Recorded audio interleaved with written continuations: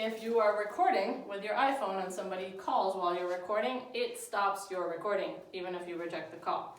This happened last week. Ryan called a couple of times, but it was at the beginning of the lecture, so I just restarted.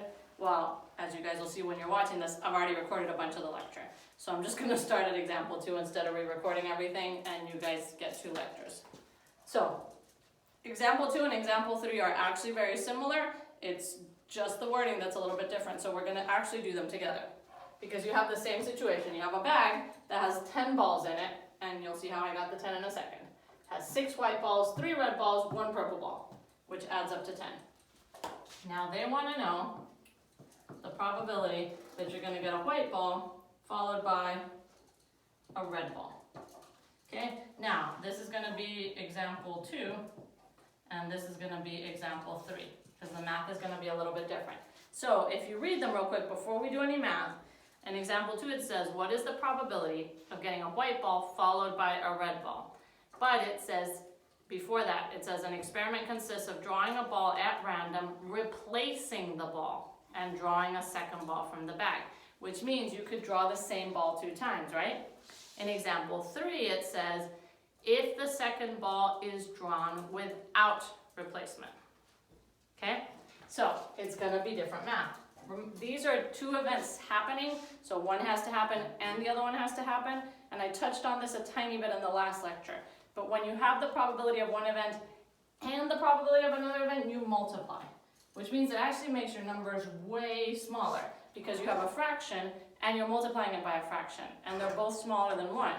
So like if each probability is a half times a half is only a quarter.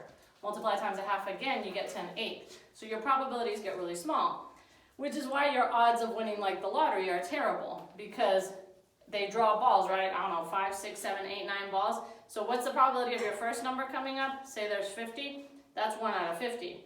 So that's already pretty terrible. What's the probability of your first number and your second number? It's 1 over 50 times 1 over 50. A little bit different because we're not replacing, but for simplicity, let's do that. That takes it to 1 over 2,500.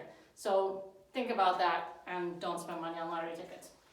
So first example, probability of taking a white ball is 6 over 10, which is just 3 over 5. In the second example, the probability is the same, because it's the exact same event. Now here's where it changes. In the first example, after I draw that ball, I'm putting it back in, which means my total is still 10. So now what's the probability of drawing a red ball? Well, 3 out of 10. In the second, I am leaving the white ball that I pulled out. So now I only have 9 balls. So what's my probability of drawing a red ball? 3 out of 9, which is just 1/3.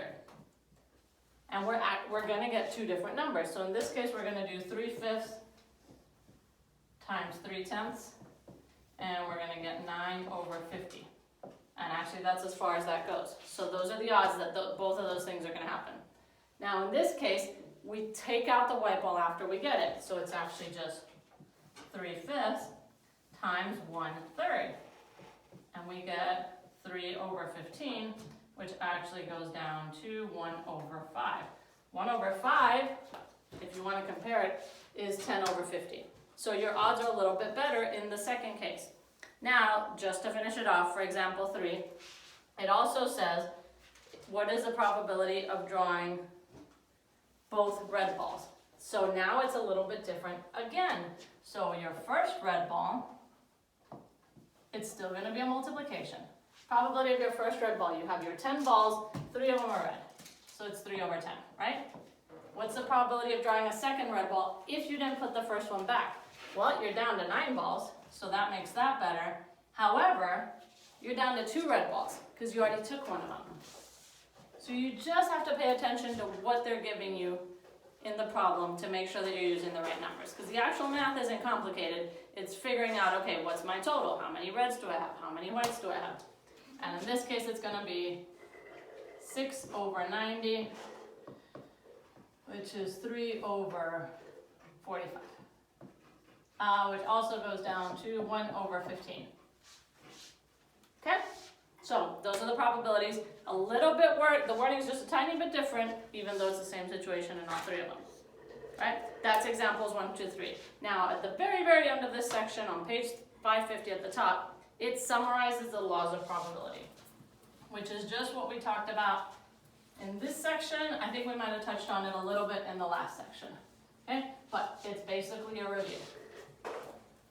What are the laws of probability? And again, these are formulas that always work, but as you've noticed with probability, it also works to kind of think about what you're doing and use logic. So, range of probability. We talked about that, right?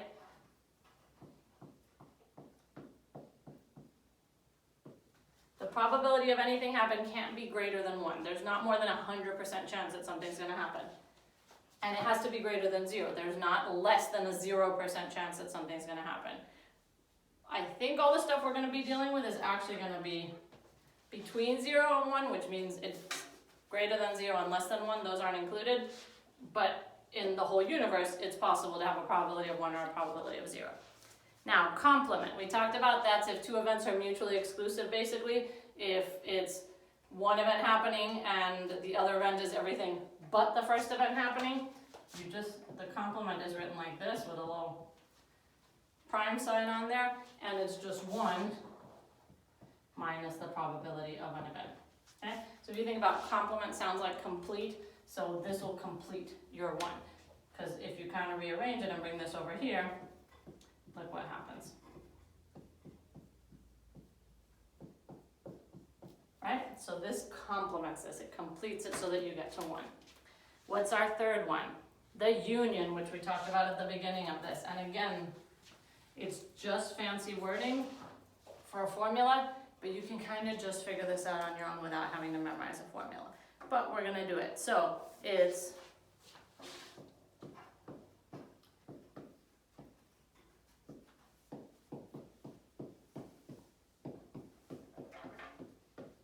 remember, this is for mutually exclusive events. So when you're not putting the ball back, for example, this would, but again, those were and, so it was different. But if A happens, B cannot happen, so you can add them together. If the events are not mutually exclusive, then you have to remember to subtract the probability that they're both happening, right? Because you don't want to double count it. And the last thing is intersection, which is what we were doing just now, which is one event happening and the other event happening. Again, intersection is just a fancy word. So the way it's written is the probability of your intersection right there is the probability of A times the probability of B. And in that case, remember that we don't have to subtract mutually exclusive events, right? Because you're multiplying the probability of one happening and the other. You just have to make sure that, for example, when the balls, if we didn't replace it, our denominator changed, right? And the last thing it says there is if A and B are independent, then actually it doesn't say anything different. So the probability here, sorry, let's write it down here. B given A, right? Yep. And honestly, it's not any different when you think about it, but it's written differently. And let me just explain that to you guys. Okay, so in the first one, it's the probability of A happening times the probability of B happening given A already happened. So that's, for example, remember when we took out the ball? Well, the probability of B happening given we had already removed a ball. It reduced our denominator, and in one case it reduced our numerator. And this is if they're independent of each other. So this would be example 2, the probability of A times the probability of B, because A didn't affect B at all. Again, these are just ways to write these formulas, but I think if you just think about what you're being asked, it just kind of makes sense for the answer. You don't really have to memorize any of these, but this is what's in there. So for your homework, it's applications of different ones of these formulas. Some of them are adding, some of them are multiplying, some of them are mutually exclusive, some of them are not. It's just to get practice with it. So you're going to do problems 1 through 26, and just pay attention to the wording, what they want to happen, whether you're replacing the balls, whether you're not replacing it, whether